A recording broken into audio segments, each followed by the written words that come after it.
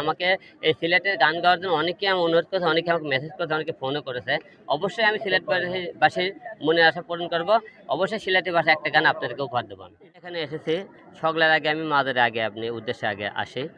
এখানে আসার পরে আমি এখানে বাবার কাছ থেকে দোয়া খায়রাত করে তারপরে বিভিন্ন যে কাজে আমার উদ্দেশ্য থাকে, আমার উদ্দেশ্য আজকে একটাই ছিল, আমি প্রথমে আজকে মাদারে আসবো।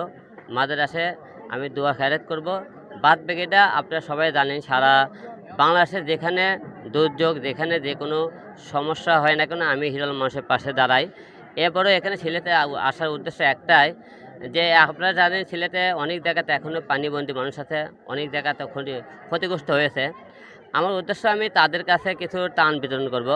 আমার আজকে উদ্দেশ্য, এখানে একটা আসার উদ্দেশ্য, আমি কিছু মানুষের আজকে ত্রাণ বিতরণ করব। এবং আজকে এখানকার এবং থাকে এবং যারা আরও, যাতে আপনাকে একটা কথা বলবো, যাদের আল্লাহ পাক আপনাদের সমর্থন দিয়েছে, আপনারা সবাই গরিবের পাশে দাঁড়াবেন, যার যার সমর্থন আছে। আমরা যে উদ্দেশ্য একটাই, এখানে আমি আজকে মাদারে করবো, বাদ বাকিটা টান বিতরণ করবো এবং ছোট্ট একটা আল্লাহ পাকের দোয়া একটা গাড়ি নিয়েছি, গাড়িটাও আজকে জিয়ারত করে সব কিছু মিলে আজকে এই সিলেটে আমরা আসা। আচ্ছা, সংক্ষেপে একটু, যেহেতু অনেকদিন পরে বলে, আমরা মাত্র 5 মিনিট আপনার সাথে কথা বলবো। দিনে আপনি সবসময় পাশে থাকেন। এসেছি আমি আজকে হিরো আলম, আজকে খুব নিম্ন শ্রেণী থেকে আজকে এতদূর আসতে পেরেছি। আমি কোনোদিন ভাবিনি যে আমি এতদূর আসতে পারবো। সম্পূর্ণ আল্লাহ পাকের দোয়ায় আমি আজকে এতদূর আসতে পেরেছি। উপর আল্লাহ ছাড়া দ্বিতীয় পৃথিবীতে কোনো লোক আমাকে সহযোগিতা করেনি এতদূর আসতে।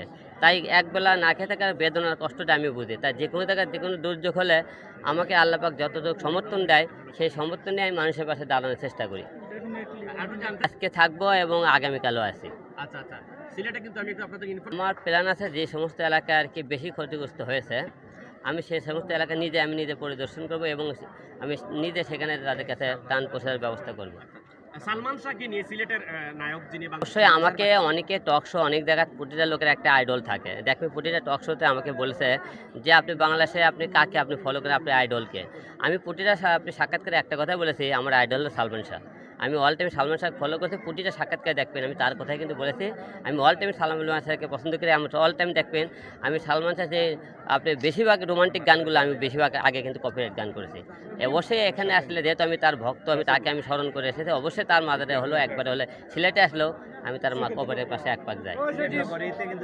মূল টার্গেট কমিউনিকেট টান বিতরণ করা। আমি এই সমস্ত কাজ শেষ করে পারি, তারপরে যদি আমি সময় পাই অবশ্যই তার বাসাতে একবার যেতে পারি। এখন আমি কনফার্ম না। অবশ্যই সিলেটবাসীর জন্য আমার পক্ষ থেকে এক বুক ভরা ভালোবাসা। আজকে তাদের কারণে আমি তো কোনোদিন ভাবতেই পারি না সিলেটে আমার এত ভক্ত আছে। আমি একটা লোক যখন কাছে না আসলে বুঝতে পারে না তার জনপ্রিয়তা কত দূর মানুষ ভালোবাসে। আমি অবশ্যই ভালোবাসা দেখেছি, তাদের ভালোবাসা পেয়ে অবশ্যই সিলেটবাসীকে জানাই এবং আরও বেশি বেশি ধন্যবাদ জানাই। এবং আমাদের এই টান বিতরণে সবটাই আমার সাথে পেছনে অল টাইম একটা ভাই আমার সহযোগিতা করতে আমাকে নতুন একটা অ্যাপ তৈরি করতে, আমরা যাত্রাপালা, আমাদের সবটাইম এই যাত্রাপালা সহযোগিতা করতে অবশ্যই আমি যাত্রাপালার পাশে থাকবেন। এবং আমি হিরো আলম সুখে থেকে যেন আপনাদের পাশে থাকি। সিলেটবাসীকে হিরো আলমের পক্ষ থেকে প্রাণঢালা অভিনন্দন এবং শুভেচ্ছা। আমাকে এই সিলেটের গান গাওয়ার জন্য অনেকে আমি অনুরোধ করেছে, অনেকে আমাকে মেসেজ করেছে, অনেকে ফোনও করেছে। অবশ্যই আমি সিলেটবাসীর মনের আশা পূরণ করব। অবশ্যই সিলেটি ভাষায় একটা গান আপনাদেরকে উপহার দেবো।